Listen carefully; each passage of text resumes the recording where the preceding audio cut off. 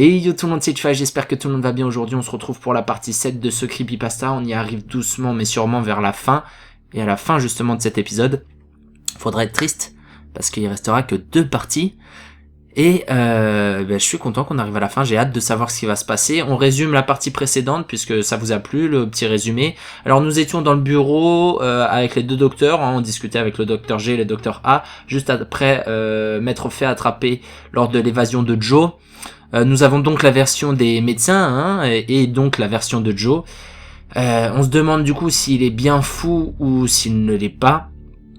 Pour vous remémorer un petit peu, le docteur G nous raconte le moment où elle s'en occupait, où justement Joe le prenait un petit peu pour sa mère. Et du coup là on est tiraillé entre est-ce qu'il est fou ou est-ce qu'il ne l'est pas. Voilà pour ce petit résumé.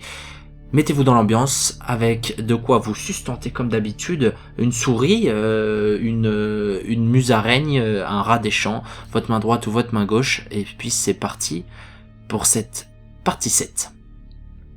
Alors qu'il terminait ces derniers mots, le docteur A saisit sa chaise et se leva lentement avec précaution, comme si chaque os de son corps pouvait se briser s'il bougeait trop vite. Malgré son âge, je voyais bien qu'il faisait bonne figure.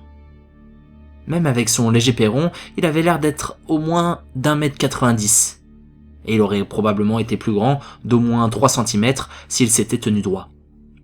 Il saisit un bord du bureau pour se stabiliser et tendit l'autre au docteur G, qui se pencha vers le bas et ramassa une canne en bois foncé ornée avec une tête de bronze en forme de faucon. Il lui a pris et s'est lentement frayé un chemin jusqu'à moi en passant par le bureau. En le faisant, j'ai vu qu'il tenait un dossier épais et poussiéreux qui devait sûrement avoir été copié à partir des dossiers que j'avais vus. Il s'est assis sur le bureau et m'a jeté un autre regard glacial. « Avant que je continue, vous devez comprendre quelque chose, commença-t-il. Et son ton disait très clairement que ce qu'il allait dire n'était pas négociable. Si j'ai raison sur ce qui ne va pas chez Joe, alors nous rendons vraiment service en le gardant ici, non seulement pour le monde extérieur, mais pour Joe lui-même. Si ses parents étaient moins dotés d'un pouvoir financier et juridique, nous aurions déjà fait beaucoup plus. Cependant, parce que nous ne pouvons pas nous le permettre, ce genre de bataille juridique que mes soupçons soulèveraient, s'il était signalé, nous faisons la seule chose que nous pouvons faire et nous le garderons ici. C'est compris ? J'ai hoché la tête, cette fois avec une déférence sincère. Il a fait un sourire bourru et reconnaissant de ce geste, puis, d'un air sinistre, il ouvrit le dossier de Joe à la première page.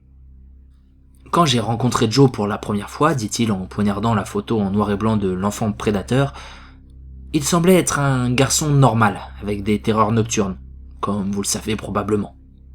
Mais, bien sûr, je me suis trompé. Désastreusement mal. Quand il est revenu, il était violent et incapable de parler, j'étais sidéré. Je n'avais aucune idée de ce que j'avais fait de mal. De plus, je n'avais aucune idée de pourquoi sa tactique changeait sans cesse. Vous avez dû remarquer, bien évidemment. Il est passé de l'état où les gens se sentaient comme de la terre à celui où ils avaient trop peur de rester dans la même pièce. Eh bien, lorsque j'ai démissionné de mon poste de chef de la médecine, je n'étais toujours pas plus près de trouver une explication qu'au début. Mais la retraite ne m'a donné que du temps pour vérifier ces vieilles notes, et plus je les regardais, plus ça commençait à avoir du sens. Il a tourné quelques pages et a de nouveau touché la limite avec son doigt. La première onde cérébrale est venue quand j'ai compris pourquoi ces idées délirantes changeaient sans cesse. Il change à chaque fois que quelqu'un l'appelle par son nouveau nom. Par exemple, quand on l'a amené ici, il ne voulait même pas parler. Mais alors un aide-soignant idiot l'a traité de mauvais garçon et il a soudainement commencé à lancer des railleries aux gens. Vous pensez peut-être que cela signifie pas grand-chose, mais j'ai vu les thérapeutes qui ont traité tous ceux qui ont survécu à ce jeune homme pendant ces premières années, et vous savez ce qu'ils m'ont dit ? Tous, y compris Rose, ont dit la même chose. Il les a tous traités de tous les noms qu'ils avaient l'habitude de se faire traiter en grandissant, surtout par des brutes ou d'autres enfants méchants. Rien de tout cela n'était trop précis, mais il semblait être en mesure de savoir quelles railleries de terrain de jeu seraient les plus efficaces pour chacun d'entre eux. Tu le vois maintenant ? Quelqu'un l'appelle un mauvais garçon, eh bien, Il lance des railleries jusqu'à ce qu'il comprenne quel serait le pire garçon sur Terre pour chacun d'entre eux, et agit comme ça. D'autres pages ont été tournées, et il a frappé un passage final. Maintenant, regardez ça. Après des années à réprimander des gens de cette façon, il a rencontré enfin un patient violent qui ne veut pas accepter ses conneries. Mais que fait ce patient ? Il le bat à mort et le traite de putain de monstre. Ensuite, il se comporte comme le monstre qui pourchassait un de nos infirmiers dans ses rêves. Et probablement comme les monstres qui effrayaient ses autres colocataires. C'est pourquoi le cœur du premier enfant s'est arrêté. Pourquoi il a commencé à essayer de violer une victime d'agression sexuelle. Et pourquoi il pouvait faire assez peur à quelqu'un pour lui faire plier des barres de fer. Parce qu'il doit être un monstre. Il sera le pire monstre que chacun de ses victimes puisse imaginer. Au lieu de les faire se sentir aussi mal qu'ils se sentaient mal dans leur pire moment, il va leur faire peur autant qu'ils n'ont jamais eu peur dans leur vie. Il baissa ses lunettes et me regarda un moment avant de continuer. Maintenant, un résident brillant comme vous aura sûrement réalisé que ce genre de comportement nous dit quoi que ce soit d'autre qui ne va pas chez lui. Nous pouvons en conclure que Joe est extrêmement suggestible. Cela implique quelque chose de très désagréable dans son éducation puisque les enfants de son âge ne sont généralement pas aussi disposés à intérioriser les réactions négatives à moins qu'ils n'aient été conditionnés à les accepter par leurs parents. En effet, nous avons des preuves solides pour appuyer l'idée que Joe a été horriblement maltraité lors de ma première séance avec lui. Rose, si tu veux bien. Le docteur G a ouvert un autre tiroir et a sorti un lecteur de cassettes avec 2 cassettes. Je les ai reconnues comme étant les copies de celles que j'avais. Elle en a enfoncé une et appuyé sur play. La voix du docteur A est sortie. J'avais déjà écouté la séance, mais dans le contexte de ce que je venais d'entendre, les mots ont pris une signification sinistre. Et maintenant, comme je n'ai pas d'autre choix que de vous montrer au moins une partie de mon ancienne transcription, eh bien, j'ai sorti l'ancien ordinateur portable avec lui du stockage et récupéré le fichier. Voici donc en gros ce que le Dr A a ajouté pour moi avec sa voix notée A et celle de Joe J. Pouvez-vous me parler de la chose dans vos murs ? C'est dégoûtant. Dégoûtant ? Comment cela se fait-il ? C'est dégoûtant et effrayant. Ce que je veux dire, c'est que vous pouvez le décrire ? C'est grand et poilu. Il a des yeux de mouche et 2 gros bras d'araignée super strong avec des doigts très longs. Son corps est un ver. Docteur A, j'ai mis la cassette en pause. J'ai pu voir qu'il était maintenant en mode conférence. Maintenant, les yeux de mouche, en plus d'avoir l'air naturellement extraterrestre, ne clignaient pas des yeux. Et les principales caractéristiques qu'il attribuait aux bras des créatures sont qu'ils sont grands et forts et probablement poilus, d'où la référence aux araignées. Et son corps est un ver, en d'autres termes un phallus. Nous avons donc quelque chose de phallique avec de grands bras forts et poilus et des yeux qui ne clignotent pas. Qu'est-ce que cela peut bien être ? Il a encore appuyé sur play. Et les voix ont repris. Cela semble effrayant. Et quelle est sa taille ? Gros. Plus grosse que la voiture de papa. Le bouton pause a de nouveau cliqué. Maintenant, même si la famille possédait plusieurs voitures, nous pouvons supposer que Joe les a probablement montées avec ses 2 parents. Alors pourquoi l'appeler la voiture de papa ? Et pour utiliser ce point de référence particulier pour sa taille, il s'agit d'une association libre assez spécifique. Maintenant, pourquoi Joe s'associerait-il librement avec son père après avoir parlé de quelque chose de phallique aux bras poilus qu'il a tenu vers le bas et l'a dévisagé ? De plus en plus curieux, mais ne nous emballons pas. Voyons d'abord comment ses parents réagissent à cet intrus présumé. L'enregistrement a repris. Je vois, et tes parents l'ont déjà vu ? Non. Ils retournent dans leur mur quand ils arrivent. quelque chose d'aussi grand peut tenir dans vos murs, ils ne cassent pas? Ils font comme de la glace. On dirait que c'est le mur. La cassette a encore été mise en pause. Ses parents ne reconnaissent pas l'existence de cette chose, dit le docteur A. Maintenant, pourquoi ça pourrait l'être? Si vous suivez mon raisonnement, je pense que la raison pour laquelle le père prétend qu'il n'y a pas de monstre serait évidente. Mais la mère, peut-être a-t-elle simplement refusé de reconnaître ce que faisait le père de Joe, même s'il se tenait là, près du lit? Joe n'aurait pas pu comprendre que sa mère était dans le déni, alors la seule conclusion logique serait que son père a dû faire croire à sa mère qu'il faisait partie du mur. Ça m'irait très bien. Passons maintenant à la vraie viande, à ce qui nous intéresse. La cassette a recommencé à jouer. Je vois.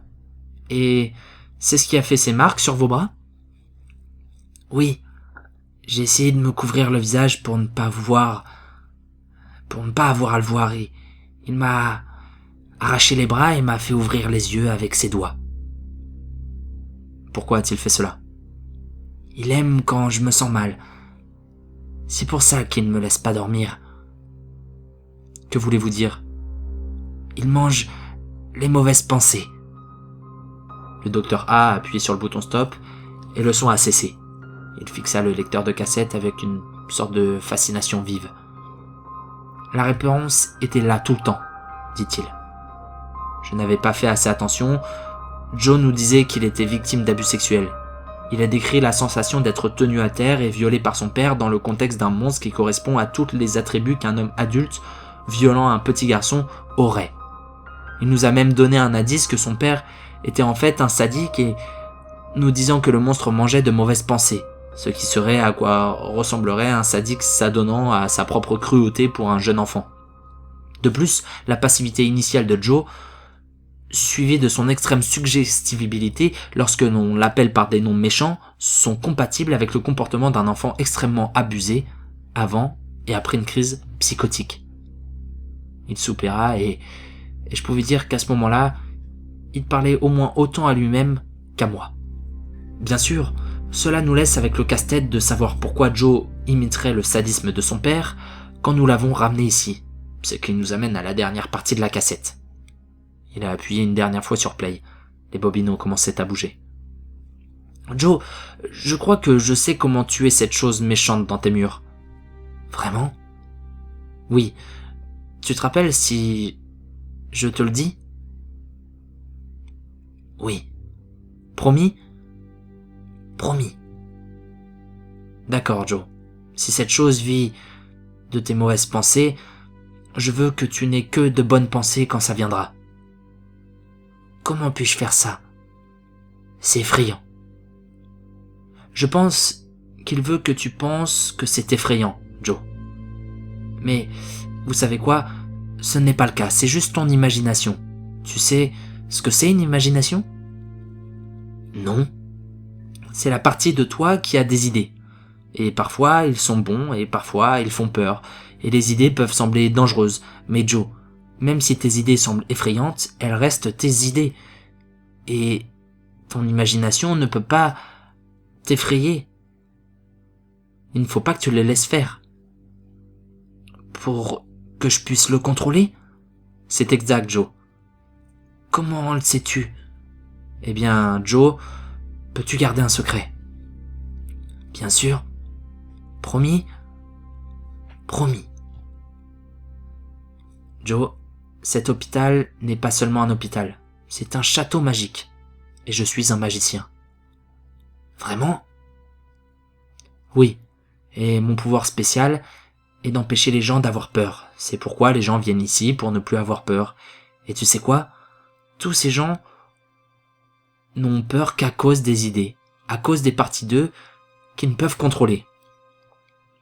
Wow. Oui, je parie que tu es un grand garçon qui ne mouille plus son lit, n'est-ce pas, Joe? Oui.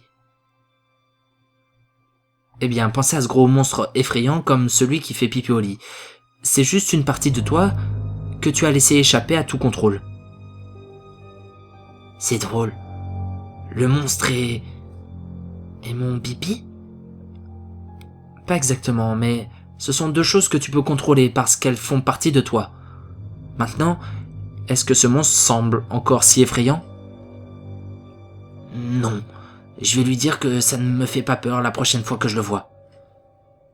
Le docteur A arrêté l'enregistrement et j'ai pu constater que ces derniers instants l'avaient épuisé plus que toute autre partie de la conversation. C'est pourquoi je ne laisserai jamais tomber son affaire, dit-il, sa voix à peine plus forte qu'un murmure. Parce que je pense que, dans mon arrogance, j'ai créé les problèmes qu'il a maintenant. À cause de ce que je lui ai dit, je pense qu'entre nos 2 premières séances, Joe est passé de croire qu'il était la cible d'un monstre qui vit dans la psychose des gens à croire qu'il était le monstre. Pensez à ce que cela ferait à un enfant victime d'abus sexuels. Il court déjà un plus grand risque de dissociation. Ce que j'ai dit à Joe, il se peut que cela l'ait tout simplement poussé vers un trouble dissociatif de l'identité à part entière. Parce que l'idée qu'il était responsable de ses propres abus aurait été trop lourd à porter. Il a donc créé une deuxième personnalité monstrueuse pour accuser celui qui imite le sadisme qu'il a ressenti de la part de son père. Et parce que nous ne l'avons pas vu maintenant que la personnalité monstrueuse contrôle tellement bien son psychisme que son esprit et son comportement ont commencé à s'adapter pour satisfaire ses besoins imaginés, même le simple fait de croire qu'il était un monstre à ce point serait déjà assez mauvais, car cela ferait de lui probablement le psychopathe sadique le plus dur de l'histoire de la psychiatrie. Mais c'est pire. Ce monstre, en particulier, croit vraiment qu'il a besoin d'être constamment exposé à de mauvaises pensées pour survivre, de la même façon que vous et moi avons besoin de nourriture. Par conséquent, son sens de l'empathie a évolué pour être capable de trouver comment déclencher une psychose en quelques secondes après avoir rencontré quelqu'un. Et non seulement cela, mais en raison de sa suggestibilité résiduelle, il peut déclencher différentes formes de misère sur commande. Ces illusions sont si fortes, en d'autres termes, qu'elles ont piégé son esprit pour qu'il soit capable de faire des choses qu'aucun esprit humain ne devrait être capable de faire. Maintenant, il est vrai que tous ceux qui disent qu'il a déclenché leurs mauvais souvenirs et leurs pires craintes partagent la même illusion, ou ont peut-être simplement oublié de révéler des détails clés lors de son audition. Mais même si c'est vrai, une chose est indéniable. C'est qu'il a développé la capacité d'induire le suicide chez les gens comme mécanisme de défense, un peu comme sa personnalité originale est morte pour faire place à sa personnalité monstrueuse. Et c'est parfaitement fonctionnel, en tout cas jusqu'à maintenant. Il a retourné le dossier et m'a regardé à nouveau, ses yeux s'enfonçant dans les miens. « Voilà pourquoi nous avons besoin de toi, dit-il doucement. Tu n'es pas mort, et tu as vu ces tours de magie de près. Tu es peut-être le seul témoin que nous ayons à part Rose qui l'a traité, alors qu'il était beaucoup moins avancé, et qu'il l'a fait il y a si longtemps que nous ne pouvons pas être sûrs de ses récits. Vous êtes la seule personne qui puisse nous donner un compte-rendu précis sur la façon dont il vous a manipulé. » Sur ce, il a mis une main mince, mais étonnamment forte sur mon menton, et a tenu mon visage en place pendant qu'il prononçait les quelques mots suivants. « Alors je te le demande encore une fois, Parker, dis-moi, pour le bien de Joe, si ce n'est pour le mien, ce qui s'est passé entre lui et toi. » Il était évident à ce moment-là que je n'avais plus aucune raison de retenir quoi que ce soit. C'est ce que je leur ai dit. Je leur ai parlé de la santé mentale apparente de Joe, de son explication extrêmement soignée, de son propre enfermement, de sa réappropriation de l'histoire de Fiberwood Flower. Ils ont écouté attentivement toute l'histoire et quand j'ai terminé, le docteur A ressemblait plus à son âge qu'il ne l'avait fait depuis que je l'avais rencontré. Alors, dit-il, il ne se fiait à aucun détail sur votre propre vie, il a simplement compris que vous étiez une personne empathique et il a joué là-dessus. De plus, il a blâmé son père pour les mauvais traitements infligés à son chat de compagnie, probablement parce que c'est la personnalité qui en était responsable. Et il a finalement été capable d'exprimer sa colère face à ses propres abus, même si c'était indirectement. Vous auriez pu résoudre son affaire après tout, Parker. Je vous remercie. Rose, je pense que nous avons résolu ce puzzle. Nous ne pouvons évidemment pas dire aux parents de Joe que nous ne savons. Alors dites-leur simplement que nous avons compris que son cas est vraiment incurable et qu'il devra rester ici indéfiniment pour son propre bien. Quant à Parker, retirez-le de l'affaire. Non, j'ai dit avant qu'elle puisse réagir. Quelque chose me semblait désespérément mal à propos de l'explication du docteur A et je n'allais pas la laisser passer tout de suite. Le vieil homme se tourna vers moi avec un regard incrédule. « Non ?» a-t-il demandé. « Parker, l'affaire est résolue. Vous venez de confirmer notre hypothèse et même si vous ne l'aviez pas fait, croyez-moi, il faudra qu'un psychiatre beaucoup plus expérimenté que vous pour que ce pauvre jeune homme soit en santé et puisse espérer peut-être guérir, même si je maintenais encore. Mais tu ne l'es pas, je l'ai croisé. J'ai coupé sa parole. Vous avez pris votre retraite et je ne pense pas que tu aies raison. Quelque chose ne va pas. Comment osez-vous? Relax Thomas, dit le docteur G, avec un soupir exaspéré. Écoutons-le. Si Parker a une autre idée, je veux l'entendre. Ça ne peut pas faire de mal d'avoir une deuxième avis, en tout cas, au point où on en est. Le docteur A grogna, mais me fit un signe de la main, irrité pour que je continue. Je commençais à me sentir de nouveau nerveux, je me suis raclé la gorge et j'ai commencé à parler avant que la tension ne puisse m'arrêter. Avant d'essayer de faire avancer ma théorie, j'aimerais poser quelques questions supplémentaires pour m'assurer que j'ai bien compris certains détails. Oh, pour l'amour du ciel, le docteur A a commencé, mais le docteur G a levé la main. Oui, Parker, on t'écoute. Je veux commencer par les terreurs nocturnes. Joe en a-t-il parlé après son retour? Le docteur A regardait sur le point de répondre bientôt, mais avant qu'il n'ait pu, un regard réfléchi s'est mis à clignoter sur son visage irrité. Maintenant que tu le dis, non. Bien qu'à ce moment-là, il était peut-être trop tard. En plus, il était sous sédatif et son père n'a probablement pas aimé ça sans qu'il ressente la douleur. Peut-être, j'ai dit en me tournant vers le docteur G, mais je ne suis pas sûr que l'explication de ses origines de monstre soit exacte. Docteur G, n'avez-vous pas dit que Joe souffrait d'entomophobie, de la peur des insectes? Le docteur G acquiesça lentement, très clairement, et ne comprenant pas où j'allais. Oui, dit-elle, c'est quelque chose que ses parents ont mentionné quand ils l'ont amené ici. Avait-il peur des insectes quand vous l'avez soigné? J'ai demandé. Pas particulièrement, dit-elle. On a essayé une thérapie d'exposition, mais il n'a pas réagi, comme un entomophobe lambda. De toute évidence, l'entomophobie n'était qu'un substitut de ce qu'il croyait ressentir, a déclaré le docteur A. Vraiment? Le docteur A, je lui ai coupé la parole. Pouvez-vous rejouer cette description du monstre dans le mur de Joe? Le docteur A m'a jeté un regard long et fatigué, mais a fini par s'y conformer et a commencé à sauter à travers la bande jusqu'à ce qu'il touche le passage correspondant. C'est grand et poilu. Il a des yeux de mouche et deux gros bras d'araignée super strong, avec des doigts très longs. Son corps est un ver. Il a cliqué sur stop. Son visage est encore aigre.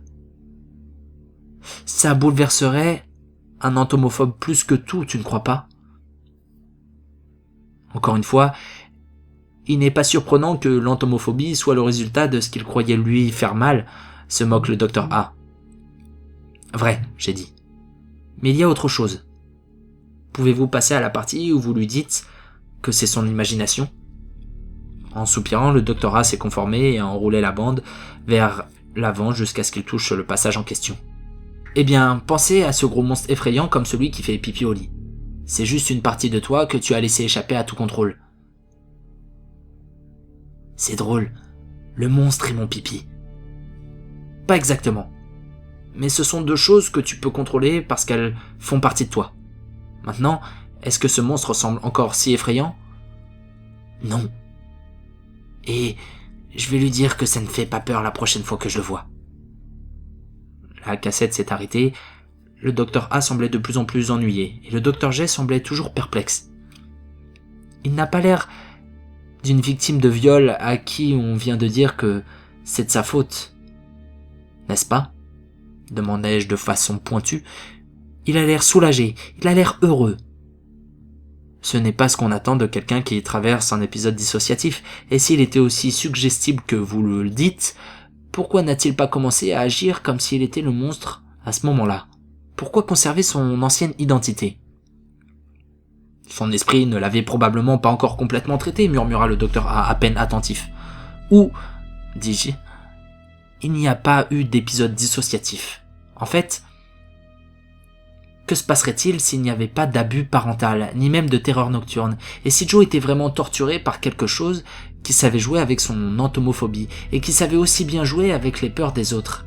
Et si, quand il lui a dit que ça faisait partie de lui, c'était devenu la deuxième personnalité que vous pensez être due à l'abus? Et s'il l'avait amené le monstre ici avec lui à son retour? Oh oui, et je suis sûr que sa tête tourne sur son axe et qu'il crache de la soupe au pois, se moque le docteur A, qui commence maintenant à sembler légitimement en colère. Arrête de parler comme un fan d'horreur trop enthousiaste, fiston, et reprends-toi, tu es un scientifique, pour l'amour de Dieu. Écoute-moi, lui ai-je dit, aussi calmement que possible. Je ne l'aurais pas cru moi-même avant ce soir, mais le truc c'est que j'ai eu du mal à respirer. Écoutez, je sais que vous voulez rejeter toute cette connaissance qu'il a comme une sorte de coup de chance où les gens ne se souviennent pas de ce qu'ils lui ont dit, mais je sais que ce n'est pas vrai dans ce cas. Quand Hank me traînait hors de la cellule, il s'est mis à rire, avec exactement la même voix que quelque chose dont je faisais encore des cauchemars, et après l'avertissement que le Dr G m'a donné, je vous le garantis, je ne lui ai jamais rien dit de mes problèmes, ou de ce qui me faisait peur. Comment savait-il le ton exact à utiliser? Vous avez entendu ce que vous vouliez entendre, a dit le docteur A. Tu t'attendais à une voix de monstre, ton esprit a réagi en prétendant qu'il entendait le bon. Mais c'est justement ça, je ne l'ai pas fait. Je pensais que c'était un patient sain d'esprit et maltraité quand Hank m'a attrapé, mais j'ai quand même entendu cette voix, juste au moment où je m'attendais le moins à quelque chose de surnaturel. C'est quand même arrivé. Et si les autres, comme le Dr G, ne mentent pas, et si il ne lui disait jamais rien, et qu'il savait encore comment leur faire peur? Il a raison, Thomas, dit le Dr G. Je vous accorde que je n'ai pas les notes pour le prouver, mais je n'ai aucune idée de comment Joe a pu découvrir que les gens m'appelaient Nosey Rosie. Je ne me souviens pas que le sujet ait jamais été abordé à un endroit où il aurait pu l'entendre. Je ne me souviens même pas de ce surnom jusqu'à ce que je le trouve gribouillé sur le mur de sa chambre. Il a peut-être entendu ton nom de quelqu'un et l'a deviné par chance, Rose. Le docteur A explosé. Peu de mots désobligeants riment avec votre nom. Ce n'est pas difficile pour un enfant de s'entraîner. Vous devriez savoir qu'il ne faut pas rejeter les symptômes comme une coïncidence afin de sauver votre théorie, dit doucement le docteur G. Le docteur A avait toujours l'air furieux. D'accord, dit-il d'un sarcasme venimeux, se répandant dans sa voix. Supposons que vous y ayez tous les deux raison, même si cela brise tout notre engagement envers la science en petits morceaux. Quel traitement pouvez-vous suggérer pour traiter un cas de possession par le croque-mitaine? On lui pompe l'estomac? Perce un trou dans son crâne pour faire sortir le démon? Éclairez-moi. Tu as dit que tu avais écarté d'autres possibilités, ai-je dit d'une voix délibérément calme. Je suppose que tu n'avais pas demandé à quelqu'un de faire un exorcisme? Quel genre de charlatan crois-tu que je... Oh, arrêtez d'essayer de prétendre que vous êtes le scientifique le plus excellent de la pièce, Thomas, dit le docteur G. Bien sûr, tu l'as gardé secret, mais on sait tous les deux que tu as essayé des choses peu conventionnelles avec Joe. Le docteur A ne lui a pas répondu, mais pour la première fois, il avait l'air visiblement mal à l'aise. Si tu ne lui dis pas, Thomas, je le ferai. Oh, pour l'amour du ciel, Rose, nous avons écarté cette absurdité, et vous le savez.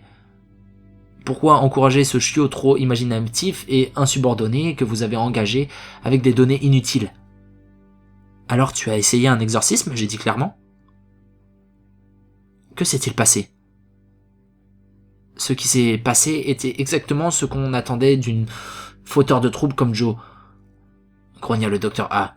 Le prêtre est entré et a commencé à dire des rites et ça n'a rien fait. Tout ce que Joe a fait, c'est de l'emmerder tout le temps en disant qu'il était un ange envoyé sur la terre de la droite du Christ et que le prêtre trahissait son propre Dieu. C'est exactement le genre de choses qu'on dirait pour déconcentrer une personne religieuse. Et je parie que ça a vraiment déconcerté ce prêtre en particulier, n'est-ce pas? Je parie qu'il n'a même pas pu finir ce rituel. Ai-je tort? Il est parti tôt, oui, dit le docteur A.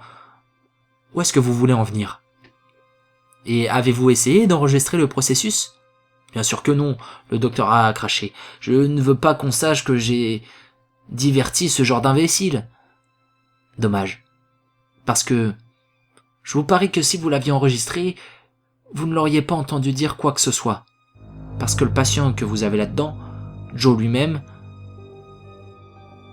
ce n'est pas lui qui a fait ça. Ce qui est arrivé avec lui, c'est ce qui a fait ça. Et ça l'utilise comme bouc émissaire. Vous pensez vraiment qu'un croque-mitaine vit gratuitement dans un hôpital, demanda le docteur A. Un rire dédaigneux jaillissait de sa voix. Rose, tu devras appeler Hank avec une camisole de force. Je pense que notre sauveur potentiel est devenu fou lui-même.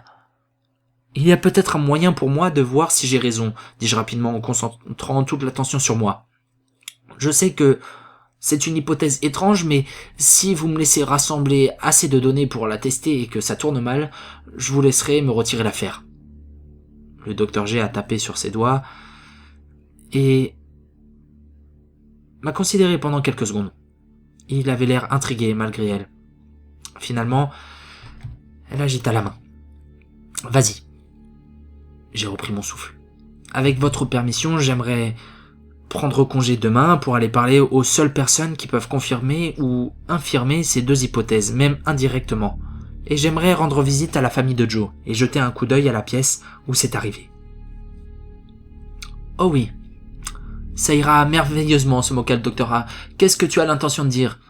Excusez-moi, hein, mais vous avez pris votre pied en agressant votre enfant en entendant ses cris. La propriété était-elle accompagnée d'un avertissement d'infestation d'insectes géants ? Nous savons tous les deux qu'il y a des façons plus subtiles de chercher des indices, que les gens sont sadiques. Dis-je, sachant que je ne devais éviter à tout prix de mordre à l'hameçon. Et de toute façon, j'essaye seulement de voir si mon hypothèse a une jambe sur laquelle me tenir. Et cela ne déclenchera pas du tout leur alarme. Ils se sentiront tout à fait à l'aise, donc si les parents de Joe sont des sadiques, les indices devraient être faciles à repérer. Et s'il y a des preuves que quelque chose de surnaturel vivait dans ces murs, ou que la maison était hantée de quelque façon que ce soit, ça devrait être facile à trouver aussi. J'ai regardé droit dans les yeux le docteur A. Et vous savez quoi ? Même si je vois aucune preuve que les parents sont partis, s'il n'y a aucune preuve que quelque chose de surnaturel existe, alors j'admets que vous aviez raison, que mon cerveau était pris par un non-sens anti-scientifique. C'est assez bon pour vous ? Une fois de plus, nous nous sommes regardés pendant de longs moments. Et au moment où le regard s'est brisé, je pouvais dire qu'il avait fait la paix avec l'idée, même s'il ne pouvait pas se résoudre à me respecter pour l'avoir reçu. Puis mon œil s'est mis à bouger, et je me suis retrouvé pour voir que le docteur G avait sorti un stylo et gribouillonné une note sur son agenda. Sentant mes yeux, elle m'a regardé. Oh oui. Au cas où ce n'était pas évident, vous pouvez prendre un jour de congé. Quoi que dise Thomas, je veux savoir ce que tu as à trouver. Ne t'inquiète pas. Je dirai à ton médecin superviseur que tu fais des recherches sur le terrain. Qu'est-ce que tu fais encore ici ? Rentre chez toi et dors un peu. On a besoin que tu sois prêt demain. Fin de ce creepypasta. Alors, la partie est assez longue puisqu'il y a pas mal de dialogues. Alors, j'espère que ce sera déjà assez clair pour vous. J'ai essayé de changer la voix de Joe parce que vous aviez dit que vous aimiez bien quand je lui donnais une petite voix. Après, bon, dans l'écriture, il y a les dit-il, j'ai repris, tout ça, il dit, enfin, pour vous orienter sur qui est en train de parler, si c'est le docteur A, docteur G ou alors Parker. Mais bon, j'ai essayé de faire au mieux, j'espère que c'est assez compréhensible, normalement oui, puisque depuis le début ça l'est. Qu'est-ce qu'on peut dire de cette partie ? Alors cette partie nous induit plus, du coup, dans le délire où vraiment Joe en fait a un problème. Ça nous écarte la possibilité que Joe soit sain d'esprit. Mais par contre, ça nous fait rentrer dans la possibilité du coup vraiment du surnaturel, où Joe serait possédé par quelque chose qui vient directement de sa maison, qui est en lui, enfin bref, tout ce qu'on vient d'entendre là-dessus. Donc il n'y a pas grand chose à débriefer sur ce dernier épisode, il y a juste à attendre les deux derniers. Alors bon, j'ai hâte de les lire aussi, et puis j'ai hâte que vous les lisiez. Je lis aussi vos commentaires, en parlant de lecture. Je like souvent quand c'est des commentaires qui sont plaisants. Bon, des fois je les like tous, des fois je like vraiment que les importants, donc n'hésitez pas à commenter, à me dire ce que vous en pensez, vos théories, où est-ce que vous en êtes, si vous avez des suggestions au niveau de la lecture ou autre chose, voilà, hein, comme les résumés au début, bah c'est quelqu'un qui me l'a dit, je l'ai fait. La voix de Joe modifiée, j'ai essayé de la refaire parce que quelqu'un me l'avait dit, enfin bref, voilà, je lis tout ce qui suit. J'espère que cette vidéo vous aura plu, n'oubliez pas de commenter, liker, vous abonner, etc. C'était H5, portez-vous bien, ciao tout le monde.